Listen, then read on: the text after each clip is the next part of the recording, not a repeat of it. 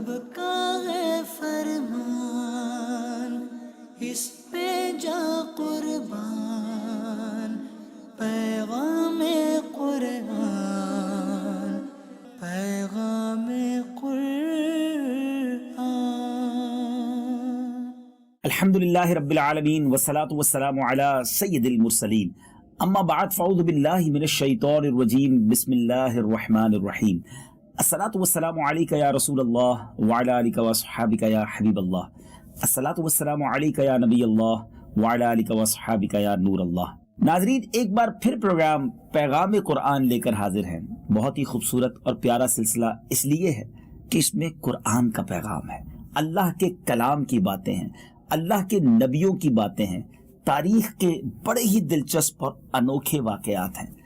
آج بھی قرآن کا ایک خوبصورت واقعہ ہم نے سننا ہے، اور یہ واقعہ واقعی کمال کا واقعہ ہے۔ ایک ایسی داستان ہے جس کو سن کر عقل حیران ہو جاتی ہے۔ اللہ کے ایک نبی کا ایک ایسا امتحان لیا گیا، اور اس امتحان میں انہوں نے کیسی زبردست، جس کو آپ کہیے کہ کامیابی حاصل کی، صبر کا شاندار مظاہرہ کیا۔ وہ ایسی ہستی ہیں کہ جب بھی صبر کا نام لیا جاتا ہے تو نام ان کا بھی ساتھ دماغ میں آتا ہے، ان کی بھی بات ذہن میں آتی ہے۔ سبحان اللہ۔ امید ہے آپ پہچان گئے ہوں گے کہ آج اللہ کے کس نبی کی بات ہونی ہے۔ وہ ہستی ہیں جن کا ذکر قرآن میں کئی جگہ پر موجود ہے۔ آج بات ہوگی حضرت ایوب علیہ نبینا علیہ الصلوۃ والسلام کی۔ حضرت ایوب علیہ الصلوۃ والسلام کا پہلے ہم کچھ تعارف سنتے ہیں۔ آپ کا نام پاک ایوب ہے، اور نسب نامہ کے متعلق مختلف اقوال ہیں۔ ایک قول یہ ہے کہ آپ کا نسب نامہ کچھ یوں ہے: ایوب بن اموس بن زارح بن عیس بن حضرت اسحاق علیہ الصلوۃ والسلام بن حضرت ابراہیم علیہ الصلوۃ والسلام، یعنی حضرت ایوب علیہ السلام بھی حضرت ابراہیم ہی کی اولاد میں سے ہیں۔ آپ کی والدہ محترمہ حضرت لوط علیہ الصلوۃ والسلام کی اولاد میں سے تھی، اور آپ کی زوجہ کا نام رحمت ہے۔ یہ حضرت یوسف علیہ الصلوۃ والسلام کے بیٹے افرایم کی شہزادی تھی۔ کیسا خاندان تھا کہ والدہ اللہ کے ایک نبی کی اولاد میں سے، آپ حضرت ابراہیم کی اولاد میں سے، اور آپ کی زوجہ جو ہے حضرت یوسف علیہ الصلوۃ والسلام کے بیٹے افرایم کی شہزادی تھی۔ یعنی دوسرے لفظوں میں آپ کی جو زوجہ جن کا نام رحمت ہے، ان کے دادا جان جو تھے وہ حضرت یوسف علیہ الصلوۃ والسلام تھے۔ آپ کا حلیہ کیسا تھا؟ حضرت ایوب علیہ الصلوۃ والسلام دکھتے کیسے تھے؟ آپ کے بال گھنگریالے، خوبصورت کشادہ آنکھیں، شکل و صورت بہت حسین، سبحان اللہ، گردن چھوٹی، سینہ چوڑا، پنڈلیاں اور کلائیاں مضبوط، اور قد مبارک دراز تھا، سبحان اللہ۔ اللہ تبارک و تعالیٰ نے آپ کو کمال کی نعمتیں، بے شمار نعمتوں سے نوازا تھا۔ آپ کو انواع و اقسام کے کثیر اموال دیے، یعنی آپ کے پاس باندی، غلام، مویشی، جانور، یعنی ہر چیز میں فراوانی، مال و دولت بھی زبردست، اور آپ کے پاس بہت زمین بھی بہت تھی۔ آپ لینڈ لارڈ تھے، آپ کے پاس زمینداری کی زمین بھی بہت زیادہ تھی، اور اللہ نے آپ کو اولاد بھی بہت دی تھی، یعنی ہر چیز میں خوب نوازا تھا۔ ایسا ہوتا بہت کم ہے، پیسے ہوتے ہیں تو گھر میں پرابلم ہوتی ہے، گھر میں بہت کچھ ہوتا ہے تو مال دولت کم ہوتا ہے، کسی ایک بزنس میں انسان ترقی کرتا ہے۔ اللہ نے اپنے نبی کو بہت چیزوں سے نوازا، دنیاوی طور پر ویسے تو انبیاء نوازے ہی جاتے ہیں، وہ اللہ کے خاص بندے ہیں، اخروی نعمتوں میں ان کا کوئی ثانی نہیں ہوتا، لیکن اللہ تعالیٰ نے دنیاوی نعمتوں سے بھی خوب نوازا تھا۔ آپ کے اوصاف، عادتیں کیسی تھی؟ سبحان اللہ، آپ انتہائی عمدہ اوصاف کے مالک تھے، مصائب و آلام پر صبر کرنے والے، بہت ہی اچھے بندے، اور اللہ کی طرف بہت رجوع کرنے والے تھے، سبحان اللہ۔ اللہ تبارک و تعالیٰ نے قرآن مجید فرقان حمید میں حضرت ایوب علیہ الصلوۃ والسلام کے بارے میں کیا شاندار بات ارشاد فرمائی ہے۔ چنانچہ اللہ تبارک و تعالیٰ ارشاد فرماتا ہے، یہ قرآن پاک کے 23ویں پارے سورہ صاد کی آیت نمبر 44 ہے، آئیے سنتے ہیں۔ وَخُذْ بِيَدِكَ ضِغْثًا فَاضْرِب بِّهِ وَلَا تَحْنَثْ إِنَّا وَجَدْنَاهُ صَابِرًا نِعْمَ الْعَبْدُ إِنَّهُ أَوَّابٌ۔ اور فرمایا کہ اپنے ہاتھ میں ایک جھاڑو لے کر اس سے مار دے، اور قسم نہ توڑ، بے شک ہم نے اسے صابر پایا، کیا اچھا بندہ، بے شک وہ بہت رجوع لانے والا ہے۔ حضرت ایوب علیہ السلام کے بارے میں علامہ ابو بکر احمد بن علی المعروف خطیب بغدادی رحمۃ اللہ تعالی کیا لکھتے ہیں؟ آپ فرماتے ہیں کہ آپ مسکینوں پر رحم کرتے، یتیموں کی کفالت فرماتے، بیواؤں کی امداد کرتے، مہمانوں کے ساتھ عزت و تکریم اور خندہ پیشانی سے پیش آتے، مسافروں کی خیر خواہی کرتے، اللہ تعالیٰ کی نعمتوں پر اس کا شکر ادا کرتے اور اللہ کے حقوق کامل طریقے سے ادا کیا کرتے۔ سبحان اللہ سبحان اللہ۔ اب آپ کی زندگی میں ایک زبردست موڑ آیا، everything going very well, سب بہترین جا رہا تھا، خاندان بھی بہت بڑا، مال و اموال، مویشی، جانور تھے، پیسہ تھا۔ اب آزمائش کا دور شروع ہوا۔ مفسرین اور مورخین کے بیان ہے کہ حضرت ایوب علیہ السلام کو اللہ تعالیٰ نے بہت زبردست مال و دولت سے نوازا، صحت بھی عطا کی تھی، کثیر اولاد بھی تھی۔ آپ کو آزمائش میں کیسے مبتلا کیا گیا؟ سب سے پہلے آپ پر جو آزمائش ہے وہ یہ آئی کہ آپ کی جو اولاد تھی وہ مکان کے گرنے سے دب کر انتقال کر گئی۔ اب سوچئے کہ بچوں کا انتقال ہو جائے تو انسان کو کتنی تکلیف ہوتی ہے۔ اسی طرح باندی اور غلام بھی ختم ہو گئے۔ تمام جانور جس میں ہزارہا اونٹ، تھوڑے بہت نہیں، ہزارہا اونٹ تھے، ہزارہا بکریاں تھی، سب کے سب ایک ایسی آفت آئی کہ وہ بھی مر گئے۔ تمام کھیتیاں اور باغات برباد ہو گئے، حتیٰ کہ کچھ باقی نہ رہا۔ کہیں آگ لگ گئی، کہیں مکان گر گئے، یعنی ایک ایک کر کے ایوری تھنگ لاسٹ، سب چلا گیا۔ اللہ اکبر، کتنا بڑا امتحان تھا۔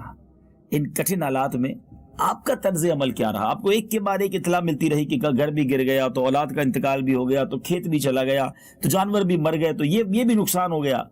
ہر نقصان پر آپ کو جب خبر ملتی تھی، حضرت ایوب کا جواب کیا ہوتا تھا؟ یہ بڑا کمال کا جواب تھا، اور جو مجھے اور آپ کو آج سیکھنا ہے۔ آپ فرماتے میرا کیا ہے، جس کا تھا اس نے لے لیا، جب تک اس نے مجھے دے رکھا تھا میرے پاس تھا، جب اس نے چاہا لے لیا۔ اس کا شکر ادا ہو ہی نہیں سکتا، اور میں اس کی مرضی پر راضی ہوں۔ ذرا غور کیجیے کیا کہتے تھے، میں اس کی مرضی پر راضی ہوں۔ ہر آفت کے بعد، ہر مصیبت کے بعد، ہر امتحان کے بعد اللہ کے اس بندے کی زبان پر یہی جاری تھا، میں اس کی مرضی پر راضی ہوں، اس کا شکر ہے۔ سبحان اللہ سبحان اللہ۔ اب یہ سب چلا گیا، اب صرف آپ بظاہر بچے تھے، آپ کی صحت تھی، آپ کا جسم آپ کے پاس تھا۔ اب اس میں بھی آزمائش میں مبتلا کر دیا گیا، اور وہ آزمائش کیا تھی کہ آپ کے جسم شریف پر آبلے پڑ گئے، تمام بدن مبارک آپ کا زخموں سے بھر گیا، آپ پر صحت بھی آپ کی چلی گئی، بیمار ہو گئے۔ اللہ اکبر۔ اب ایک ایک کر کے سب لوگوں نے چھوڑ دیا۔ آج بھی ایسا ہی ہوتا ہے، پیسے ہوں تو بہت سارے لوگ ساتھ ہوتے ہیں، حسن ہو، صحت ہو، طاقت ہو، رابطے ہوں تو جناب لوگ آگے پیچھے ہوتے ہیں۔ اگر یہ نعمتیں چلی جائیں پھر بہت کم لوگ قریب رہ جاتے ہیں، پھر ایک ایک کر کے لوگ ساتھ چھوڑ جاتے ہیں، اور ایسا ہی ہوا، ایک ایک کر کے سب نے ساتھ چھوڑ دیا۔ آج کے دور میں بھی کہتے ہیں نا مطلب کے ہیں لوگ۔ بہرحال اب بڑا معاملہ ہوا، مگر آپ کی زوجہ محترمہ سبحان اللہ حضرت رحمت بنت افراہیم نے آپ کو نہ چھوڑا اور آپ کی خدمت کرتی رہی۔ اب علماء نے بڑی زبردست اس پہ بحث کی ہے کہ حضرت ایوب علیہ السلام کو اس آزمائش میں مبتلا کیوں کیا گیا۔ بعض لوگوں کو دنیا میں آزمائش اس لیے آتی ہے کہ ان کے گناہوں کی سزا ہوتی ہے، ان کی خطاؤں کی وجہ سے ہوتی ہے۔ اللہ کے نبی علیہ السلام تو معصوم ہوتے ہیں، ان سے تو کوئی خطا ہی نہیں ہوتی، تو ان کے اوپر جو آزمائش ان کی کسی خطا کی وجہ سے نہیں تھی، بلکہ ان کے درجات کو اور بلند کرنے کے لیے، ان کے مقام کو اور آگے بڑھانے کے لیے تھی۔ ایک اور حکمت یہ بھی ہے نا کہ آج ہم سب کے لیے کتنا بڑا درس ہے، ہم سب کو کتنا کچھ سیکھنے کو مل رہا ہے۔ بہرحال اب حضرت ایوب علیہ السلام نے اللہ کی بارگاہ میں کیا عرض کیا، اور یہ قرآن پاک میں اللہ تبارک و تعالی نے ذکر کیا۔ چنانچہ پارہ نمبر 17 سورہ انبیاء آیت نمبر 83 میں وہ ندا، وہ دعا جو حضرت ایوب علیہ السلام نے اللہ کی بارگاہ میں کی، رب نے قرآن میں کس طرح فرمائی، ذرا سنتے ہیں۔ وَأَيُّوبَ إِذْ نَادَى رَبَّهُ أَنِّي مَسَّنِيَ الضُّرُّ وَأَنْتَ أَرْحَمُ الرَّاحِمِينَ۔ اور ایوب کو یاد کرو جب اس نے اپنے رب کو پکارا کہ مجھے تکلیف پہنچی اور تو سب مہر والوں سے بڑھ کر مہر والا ہے۔ اس کے بعد دوسری آیت کریمہ سنیے، اس میں بھی حضرت ایوب علیہ السلام کی اس پکار کا ذکر ہے۔ وَاذْكُرْ عَبْدَنَا أَيُّوبَ إِذْ نَادَى رَبَّهُ أَنِّي مَسَّنِيَ الشَّيْطَانُ الشيطان بنصب وعذاب۔ اور یاد کرو ہمارے بندے ایوب کو جب اس نے اپنے رب کو پکارا، مجھے شیطان نے تکلیف اور ایذا لگا دی۔ اب حضرت ایوب علیہ السلام کا جو شفا یابی کا وقت آیا، آپ پر یہ آزمائش پوری ہوئی، اس وقت کیا ہوا؟ سبحان اللہ۔ حضرت عبداللہ ابن عباس فرماتے ہیں کہ شفا یابی کی صورت یہ بنی کہ آپ کو یہ کہا گیا کہ آپ، وہ بھی قرآن میں ذکر ہے کہ آپ زمین پر اپنا پاؤں ماریں، اور آپ کے لیے نہانے اور پینے کے لیے ٹھنڈے پانی کا چشمہ تھا، آپ نے اس میں غسل کیا، ساری بیماریاں دور ہو گئیں، اللہ نے آپ کو پھر صحت دے دی، وہی حسن و جمال اور جوانی لوٹ آئی۔ سبحان اللہ۔ اب کیا ہوا کہ شفا یابی تو آپ کو مل گئی، آپ کی زوجہ کسی کام سے گئی تھی، اللہ نے آپ کو جنتی لباس پہنایا، اس کے بعد آپ ایک طرف ہو کر بیٹھ گئے۔ جب آپ علیہ السلام کی زوجہ محترمہ آئی تو آپ کو پہچان نہ سکی اور کہنے لگی کہ اللہ کے بندے، یہاں جو ایک شخص بیمار تھا، کیا تم نے اس کو کہیں دیکھا ہے؟ کہیں اس کو کوئی بھیڑیا وغیرہ اٹھا کر تو نہیں لے گیا؟ تو اب پریشانی میں کئی باتیں کی، تو آپ نے فرمایا تیرا بھلا ہو، میں ہی ایوب ہوں۔ عرض کی آپ کیوں مجھ سے مذاق کر رہے ہیں؟ یعنی آپ کی زوجہ آپ کو پہچان ہی نہیں سکی، آپ ایسے حسین و جمیل ایک بار پھر صحت مند جنتی لباس پہنے ہوئے ہو گئے۔ تو فرمایا تیرا بھلا ہو، میں ہی ایوب ہوں، اللہ عز و جل نے میرا جسم دوبارہ ٹھیک کر دیا۔ سبحان اللہ۔ وہ ٹھنڈے پانی کا چشمہ، وہ کیسے صحت ملی، قرآن میں اس کا ذکر بڑے پیارے انداز میں ہے۔ چنانچہ اللہ تبارک و تعالیٰ نے پارہ نمبر 23 سورہ صاد آیت نمبر 42 میں کیا ارشاد فرمایا، آئیے سنتے ہیں۔ اركض برجلك هذا مغتسل بارد وشراب۔ ہم نے فرمایا زمین پر اپنا پاؤں مار، یہ ہے ٹھنڈا چشمہ نہانے اور پینے کو۔ ناظرین، حضرت عبداللہ ابن مسعود رضی اللہ تعالیٰ عنہ اور حضرت عبداللہ ابن عباس رضی اللہ تعالیٰ عنہما اور اکثر مفسرین نے فرمایا کہ اللہ تعالیٰ نے آپ کی تمام اولاد کو زندہ فرما دیا، یعنی جو کچھ لاسز ہوئے تھے نا وہ سارے ریکور ہوئے، اولاد کو زندہ فرما دیا، اور آپ کو اتنی اولاد اور بھی عنایت کی۔ حضرت عبداللہ ابن عباس کی ایک دوسری روایت یہ بھی ہے کہ اللہ تعالیٰ نے آپ کی زوجہ محترمہ کو بھی دوبارہ جوانی عطا فرمائی، اور ان کے ہاں پھر کثیر اولاد ہوئی۔ سبحان اللہ، سبحان اللہ۔ اب ذرا غور کیجئے کہ یہ کیسی نعمتیں تھیں کہ سب کچھ واپس لوٹ آیا۔ کہتے ہیں نا صبر کا پھل میٹھا ہے۔ حضرت ایوب علیہ السلام نے تو وہ صبر کیا کہ جس کی مثال رہتی دنیا میں نہیں ملتی۔ سبحان اللہ۔ اب یہ تمام باتیں اللہ تبارک و تعالیٰ نے قرآن مجید میں ارشاد فرمائی کہ کس طرح اللہ نے ان نعمتوں کو واپس لوٹایا۔ سبحان اللہ۔ چنانچہ پارہ نمبر 17 سورہ انبیاء آیت نمبر 84 میں رب کیا ارشاد فرماتا ہے، فاستجبنا له فكشفنا ما به من ضر وآتيناه أهله ومثلهم معهم رحمة من عندنا وذكرى للعابدين۔ تو ہم نے اس کی دعا سن لی، تو ہم نے دور کر دی جو تکلیف اسے تھی، اور ہم نے اسے اس کے گھر والے اور ان کے ساتھ اتنے ہی اور عطا کیے، اپنے پاس سے رحمت فرما کر اور بندگی والوں کے لیے نصیحت۔ اچھا ناظرین، اب یہ امتحان کا مرحلہ تو پورا ہو گیا، آپ کو پھر سب کچھ عطا کیا گیا، ایک بار پھر جوانی بھی آ گئی، نعمتیں بھی دے دی گئیں، مگر ایک اور بڑا ہی عجیب و غریب واقعہ اس دوران ہوا، اور وہ یہ تھا کہ بیماری کے زمانے میں حضرت ایوب علیہ السلام کی زوجہ ایک بار کہیں کام سے گئی تھی، دیر سے خدمت میں حاضر ہوئیں، چونکہ تکلیف اور کمزوری کی وجہ سے آپ بہت سارے امور خود نہیں کر پاتے تھے، تو اب آپ کی زوجہ جب دیر سے آئیں تو آپ سخت آزمائش میں مبتلا ہو گئے، تو بے قرار ہو کر آپ نے قسم کھا لی کہ میں تندرست ہو کر تمہیں 100 کوڑے ماروں گا۔ حضرت ایوب علیہ السلام صحت یاب ہو گئے، حالانکہ زوجہ نے بڑی خدمت کی تھی مگر آپ قسم کھا چکے تھے۔ سبحان اللہ، اللہ تعالیٰ نے کیا شاندار نرمی والا ایک ایسا حکم ارشاد فرمایا، حکم الہی ہوا کہ انہیں جھاڑو ماریں اور اپنی قسم نہ توڑیں۔ چنانچہ حضرت ایوب علیہ السلام نے 100 تیلیوں والا ایک جھاڑو لے کر اپنی زوجہ کو مار دیا، یعنی وہ حکم جو قسم تھی وہ پوری کی، اور اس کا طریقہ بھی قرآن میں رب نے بیان فرما دیا۔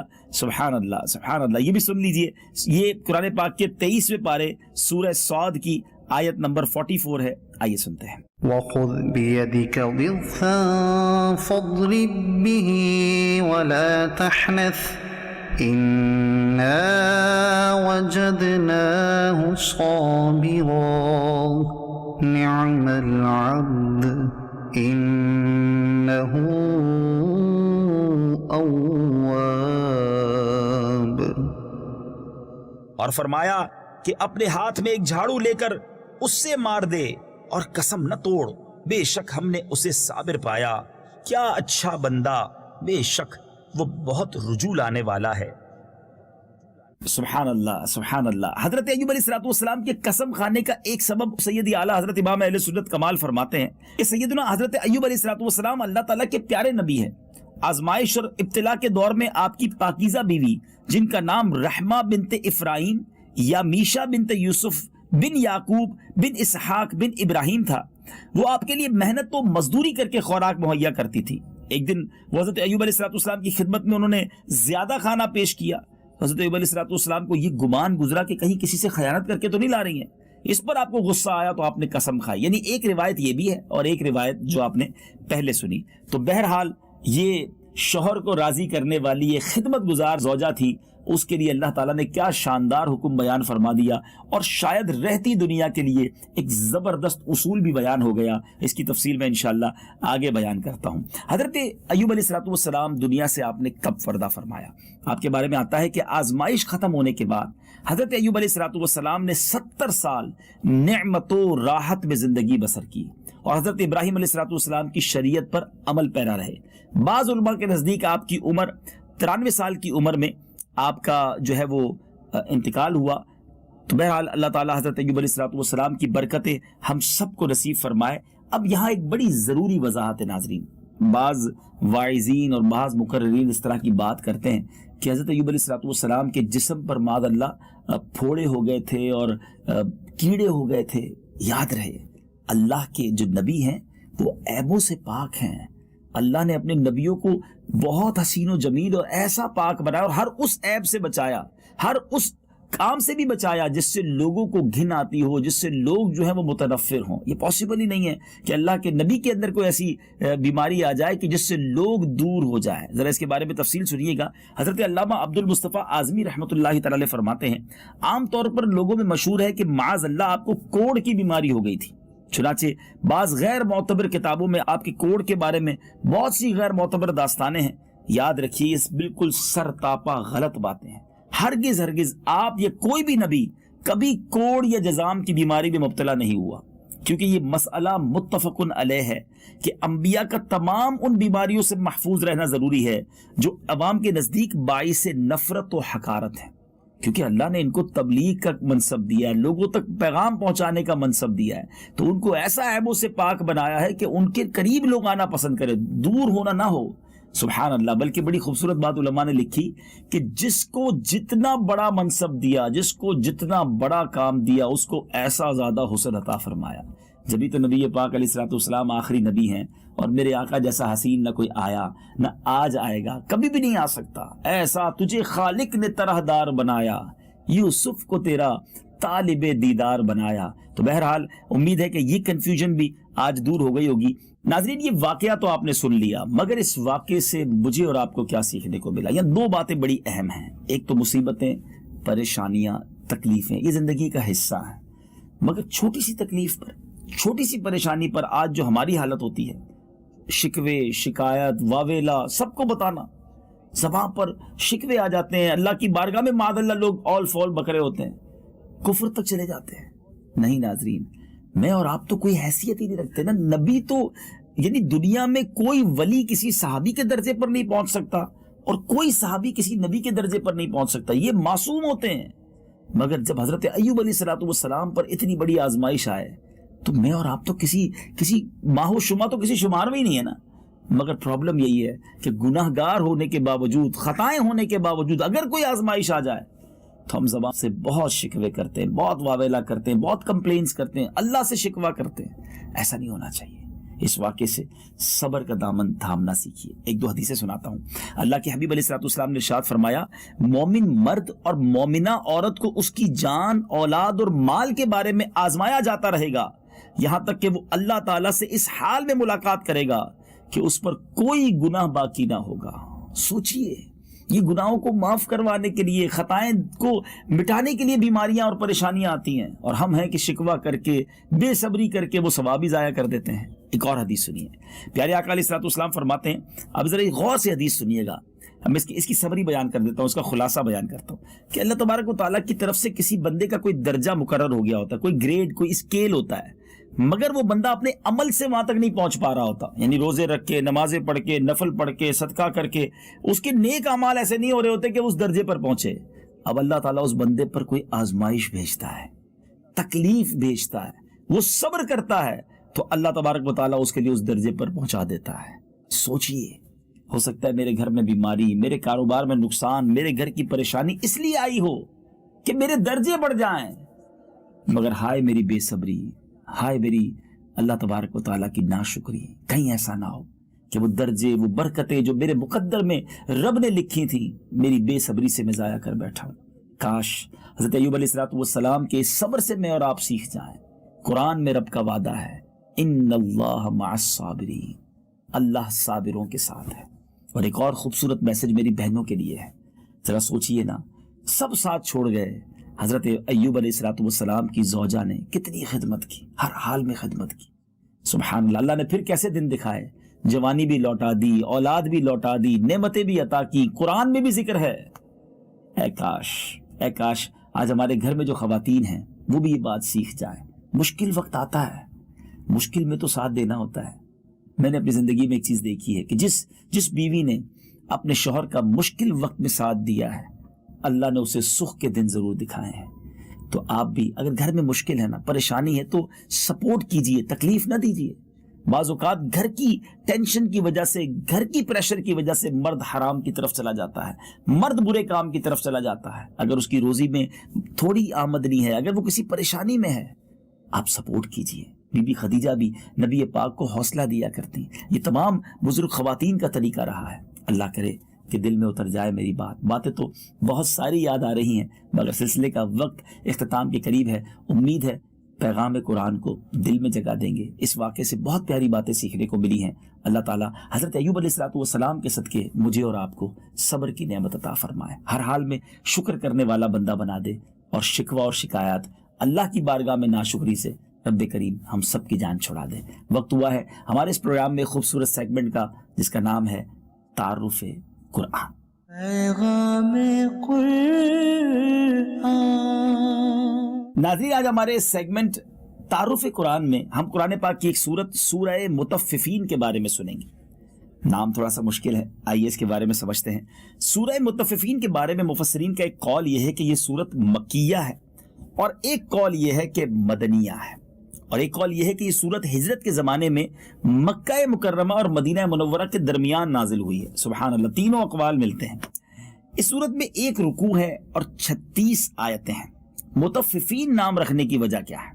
مطففین کا معنی ہے ناپ تول میں کمی کرنے والے، اور اس سورت کی پہلی آیت میں یہ لفظ موجود ہے، اسی مناسبت سے اسے سورہ مطففین کہتے ہیں۔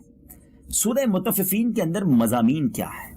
اس سورت کا مرکزی مضمون یہ ہے کہ اس میں اسلام کے بنیادی عقائد بیان کیے گئے ہیں، اور ناپ تول میں کمی کرنے والوں کی مذمت فرمائی گئی ہے، اور اس میں یہ مضامین بیان ہوئے ہیں۔ نمبر 1، اس سورت کی ابتدا میں ناپ تول میں کمی کرنے کے بارے میں شدید وعید بیان کی گئی۔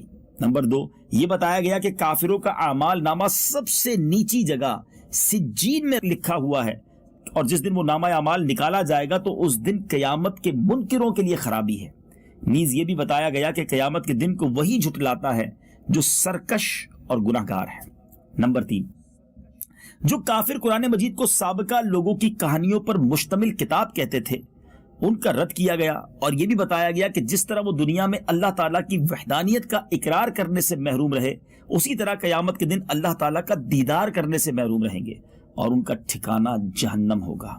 نمبر 4، نیک لوگوں کے نامہ اعمال کی جگہ اور ان کی جزا بیان کی گئی۔ نمبر 5، اس سورت کے آخر میں بیان کیا گیا کہ دنیا میں جو کافر مسلمانوں کا مذاق اڑاتے اور ان پر ہنستے تھے، قیامت کے دن ان کی رسوائی اور دردناک انجام دیکھ کر مسلمان ان پر ہنسیں گے۔ کمال کی سورت ہے، زبردست سبجیکٹس ہیں۔ کیا آپ نے سورہ مطففین پڑھی ہے؟ اس کا ترجمہ پڑھا ہے؟ کیا اس کی تفسیر پڑھی ہے؟ ذرا سوچئے، ایک چھوٹی سی صورت کے اندر کس قدر مضامین موجود ہیں، یہی قرآن پاک کا خاصہ ہے۔ پڑھتے رہا کیجئے اور سمجھنے کی بھی کوشش کیجئے۔ بہت ہی خوبصورت تفسیر قرآن ہے صراط الجنان۔ تفسیر قرآن صراط الجنان کو دعوت اسلامی کے کسی بھی مکتبے سے حاصل کیجئے، چاہیں تو اسے دعوت اسلامی .net سے ڈاؤن لوڈ کر لیجئے۔ اس کی تو اپلیکیشن بھی آ گئی ہے، اپنے موبائل میں اسے ڈاؤن لوڈ کیجئے، قرآن پاک کے نور سے اپنے دلوں کو منور کیجئے اور مدنی چینل دیکھتے رہیے۔ اگلے سلسلے میں ایک اور خوبصورت واقعہ لے کر پروگرام پیغام قرآن میں حاضر ہوں گے۔ صلو علی الحبیب صلی اللہ تعالی علی محمد صلی اللہ علیہ وسلم۔ رب کا ہے فرمان، اس پہ جا قربان، پیغام